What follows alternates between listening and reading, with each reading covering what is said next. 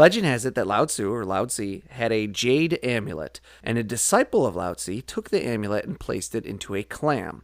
And when the pearl formed around the amulet until it grew enormous in size. And in 1750, it became lost during a storm and forgotten by history.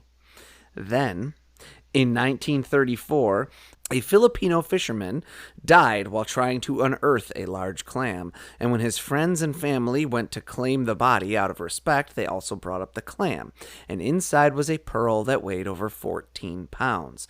They named the Pearl of Allah, as it is not a perfect sphere like we think of pearls, but rather an irregularly shaped lump, therefore it resembled Muhammad. This is most assuredly all fabrication except for the existence of the pearl itself, because in 1939 the pearl first began appearing in public, presented by one Wilburn Cobb at Ripley's Believe It or Not auditorium in New York City. But as to the pearl being found by a man who died in its finding and naming it the Pearl of Allah, it's never been confirmed, and the traditions of Islamic faith suggest that no Muslim would name it the Pearl of Allah, as it would veer too far into idolatry. In 1980, when Cobb passed away, his daughter sold the pearl for $200,000 to Peter Hoffman and Victor Barbish. Shortly after purchasing the pearl, Barbish needed to borrow money and went presumably to a friend named Joseph Bonicelli and borrowed money in exchange for a stake in the pearl. In 1990, Bonicelli sued Barbish as the loan had not been repaid and he wanted money, not a stake in the pearl. The court ordered that the pearl be sold and the proceeds split 3 ways.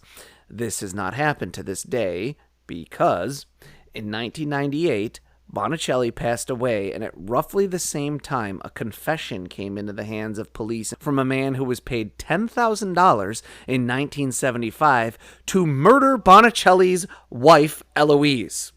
What? Eloise's children brought a wrongful death suit against Bonicelli with his stake of the pearl as the prize, and in 2005, they won.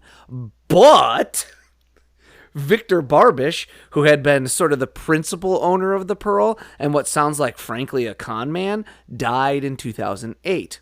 The clam has been in probate court since 2008. Interestingly, though, it's all this history and wild storytelling and murder and scandal that makes this pearl worth anything, as it lacks the iridescence of pearls that come from saltwater pearl oysters and freshwater pearl mussels.